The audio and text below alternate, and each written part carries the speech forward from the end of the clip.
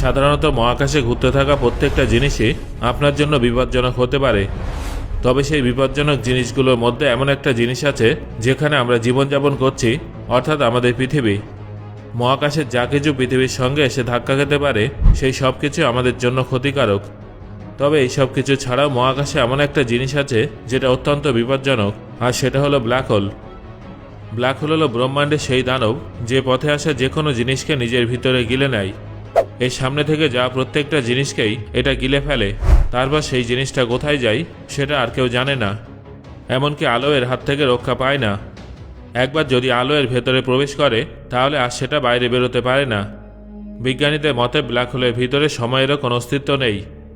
এটা হলো এমন একটা ভয়ানক জায়গা যেখানে সময় কিংবা আলো কিছুই নেই। আইনস্টাইনের থিওরি অফ রিলেটিভিটিও ব্ল্যাক হোলের ক্ষেত্রে কোনো কাজে আসে না। ব্ল্যাক হোলের আবিষ্কার থেকে শুরু করে কিছুদিন আগে পর্যন্ত বিজ্ঞানীদের কাছে এটা অজানা ছিল যে ব্ল্যাক হোলের ভিতরে কি আছে এবং ব্ল্যাক হোল কেন এত শক্তিশালী হয় যে আলো এর ভেতর থেকে বাইরে বেরোতে পারে না। তবে কিছুদিন আগে প্রখ্যাত বিজ্ঞানী মিসিও কাকু একটা নতুন থিওরিতে এইসব প্রশ্নের উত্তর জানিয়েছেন, যেখানে তিনি ব্ল্যাক হোল এবং তার ভিতরে জগৎ সম্পর্কে একটা স্পষ্ট ধারণা দিয়েছেন। এছাড়াও ব্ল্যাক হোল কয় প্রকারের হয়ে থাকে, সবথেকে ভয়ঙ্কর ব্ল্যাক হোল কোনটা, এই সমস্ত প্রশ্নের উত্তরও তিনি জানিয়েছেন। বন্ধুরা, এই সমস্ত প্রশ্নের উত্তর জানার জন্য ভিডিওটা শেষ পর্যন্ত অবশ্যই দেখুন। তাহলে চলুন শুরু করা যাক। যখন কোনো নক্ষত্র তার বিলিয়ন বছরের জীবনে সম্পূর্ণ হাইড্রোজেন ফুয়েল শেষ করে ফেলে তখন তার মধ্যে একটা বড় বিস্ফোরণ হয় যাকে বলা হয় সুপারনোভা। তারপর ওই নক্ষত্রের কেন্দ্র দ্রুত গতিতে নিজের ভেতরেই ভেঙে পড়তে শুরু করে এবং শেষ পর্যন্ত সেই নক্ষত্রটা এতটাই ছোট হয়ে যায় যে সেটা একটা ব্ল্যাক হোলে পরিণত হয়। এটা হলো এমন একটা দানব যে তার চারদিকে উপস্থিত সমস্ত জিনিসকে নিজের ভিতরে গিলে নিতে থাকে। যখন একটা ব্ল্যাক হোলের জন্ম হয় তখন তার আকার অনেক ছোট থাকে, তবে যেহেতু তাদের ভর সূর্যের তুলনায় অনেক বেশি হয় তাই তাদের মাধ্যাকর্ষণ শক্তিও এতটাই বেশি হয় যে ব্রহ্মাণ্ডের সবথেকে দ্রুত গতিতে এগিয়ে চলা আলোকেও এর ভেতর থেকে বাইরে বেরোতে দেয় না। তারপর ধীরে ধীরে ব্ল্যাক হোল আশেপাশে উপস্থিত নক্ষত্র, গ্রহ এবং উপগ্রহকে গিলে ব্ল্যাক হোল তাদের আকার বাড়াতে থাকে। এছাড়াও অনেক ছোট ছোট ব্ল্যাক হোলকে গিলে তারা তাদের আকার বাড়িয়ে তোলে। ব্ল্যাক হোল হলো এমন এক ধরনের দানব যারা একে অপরকে গিলে ফেলে। যে যত বড় দানব সেই সেখানকার সবথেকে বড় বাদশা। বিজ্ঞানীদের মতে আকার অনুযায়ী ব্ল্যাক হোল 4 ধরনের হয়ে থাকে। Number 1 stellar black hole, number 2 intermediate black hole, number 3 supermassive black hole, number 4 miniature black hole. এর মধ্যে সবথেকে বড় এবং শক্তিশালী ব্ল্যাক হোল হল সুপারম্যাসিভ ব্ল্যাক হোল, যারা বড় বড় গ্যালাক্সিকে তাদের মাধ্যাকর্ষণের সাহায্যে সামলে রাখে। 1915 সালে আলবার্ট আইনস্টাইন তার থিওরি অফ জেনারেল রিলেটিভিটিতে ব্ল্যাক হোলের কথা উল্লেখ করেছিলেন, যেখানে তিনি বলেছিলেন যে ব্ল্যাক হোলে একটা অসীম ঘনত্বযুক্ত কোনো জিনিসের অস্তিত্ব থাকা প্রয়োজন। এখানে আইনস্টাইন তার থিওরিতে ব্ল্যাক হোলের কেন্দ্রে সিঙ্গুলারিটির কথা উল্লেখ করেছিলেন, যদিও সেই সময় একাধিক বিজ্ঞানীরা আইনস্টাইনের বক্তব্যকে গুরুত্ব দেননি। আসলে বিজ্ঞানীরা এটা কিছুতেই মানতে চাননি যে ব্রহ্মাণ্ডে এত শক্তিশালী কোনো কিছু থাকতে পারে যেটা আলোকে তার ভিতরে আটকে রাখবে। কিন্তু 1971 সালে যখন মানব ইতিহাসের প্রথম ব্ল্যাক হোলকে খুঁজে বের করা হয় তখন সবাই অবাক হয়ে যায়। এই ব্ল্যাক হোলটার নাম রাখা হয় সিগনাস X1। তারপরে এটা প্রমাণিত হয় যে ব্রহ্মাণ্ডে সত্যি ব্ল্যাক হোলের অস্তিত্ব আছে এবং ব্ল্যাক হোল এতটাই শক্তিশালী যে আলোকেও নিজের ভিতরে আটকে রাখতে পারে, এমনকি এটা বড় বড় নক্ষত্রকেও গিলে নিতে পারে। তারপর থেকে ব্ল্যাক হোলের উপরে একটানা গবেষণা চলছে, আর আমরা ব্ল্যাক হোলের সম্পর্কে অনেক কিছু তথ্য জানতে পেরেছি। গবেষণা থেকে জানা যায় যে ব্ল্যাক হোলের চারিদিকে 3টে ভিন্ন ভিন্ন অংশ আছে, যার মধ্যে প্রথমে আছে ব্ল্যাক হোলের ইভেন্ট হরাইজন, যেটা কোনো ব্ল্যাক হোলের চারিদিকে উপস্থিত এমন একটা বাউন্ডারি যাকে অতিক্রম করার পর ব্রহ্মাণ্ডের কোনো পিণ্ড ফিরে আসতে পারে না, সেটা যত বড় হোক কিংবা ছোটই হোক না কেন। তারপর ব্ল্যাক হোলের দ্বিতীয় অংশ আছে যাকে ফোটন স্ফিয়ার বলা হয়, যেটা ব্ল্যাক হোলের চারিদিকে ইভেন্ট হরাইজনের পর উপস্থিত এমন একটা জায়গা যেখানে ইভেন্ট হরাইজনকে অতিক্রম করে ব্ল্যাক হোলের ভিতরে যাওয়া পদার্থ তার চারদিকে ঘুরতে শুরু করে এবং ধীরে ধীরে ব্ল্যাক হোলের শেষ অংশ, যাকে বিজ্ঞানীরা সিঙ্গুলারিটি বলেন, তার ভিতরে ঢুকে যায়। সিঙ্গুলারিটি হলো ব্ল্যাক হোলের এমন একটা জায়গা যেখানে টাইম অ্যান্ড স্পেসের কোনো কিছুরই অস্তিত্ব নেই, যার ফলে এখানে আমাদের ফিজিক্সের কোনো নিয়মও কাজ করে না।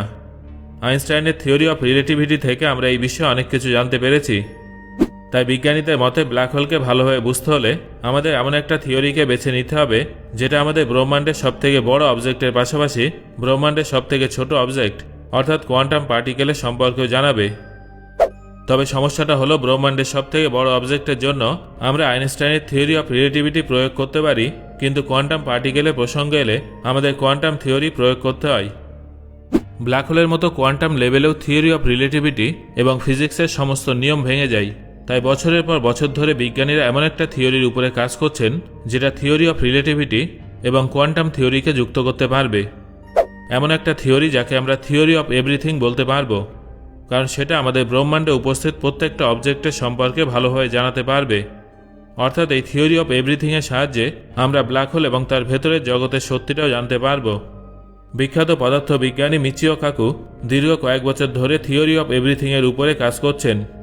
তার মতে আমাদের এই সমস্ত প্রশ্নের উত্তর হলো সুপার স্ট্রিং থিওরি, যাকে আমরা থিওরি অফ এভরিথিংও বলতে পারি। এই থিওরি অনুযায়ী সম্পূর্ণ ব্রহ্মাণ্ড পরমাণু পার্টিকেল যেমন ইলেকট্রন, প্রোটন এবং নিউট্রনের থেকেও হাজার বা লক্ষ গুণ হালকা স্ট্রিংয়ের মাধ্যমে যুক্ত আছে। ব্রহ্মাণ্ডে উপস্থিত সমস্ত পার্টিকেল, এমনকি বড় বড় অবজেক্ট যেমন গ্রহ, নক্ষত্র এবং ব্ল্যাক হোল এই স্ট্রিংয়ের ভিন্ন ভিন্ন মাত্রায় ভাইব্রেশনের মাধ্যমেই তৈরি হয়। এই থিওরিটা বিজ্ঞানীদের মধ্যে অত্যন্ত জনপ্রিয় এবং অনেক বিজ্ঞানী এই থিওরিটাকে সত্যি বলেও মনে করেন। তবে সমস্যাটা হলো এই থিওরির গাণিতিক ফর্মুলা অনুযায়ী স্ট্রিং তখনই কাজ করে যখন আমাদের ব্রহ্মাণ্ড 10 ডাইমেনশনাল হয়। এখনও পর্যন্ত আমাদের সমস্ত জ্ঞান এটাই বলে যে আমাদের ব্রহ্মাণ্ড 3 ডাইমেনশনাল। এমনকি আমরা যদি আইনস্টাইনের থিওরি অফ রিলেটিভিটি অনুযায়ী সময়কে একটা ডাইমেনশন ধরি, তাহলেও ব্রহ্মাণ্ড 4 ডাইমেনশনালে সীমাবদ্ধ হয়ে যায়। তাই আমাদের কাছে এই উত্তরটা নেই যে অবশিষ্ট 6 ডাইমেনশন কোথায় আছে। এই বিষয়টা সুপার স্ট্রিং থিওরির সত্যতা সম্পর্কে প্রশ্ন তোলে।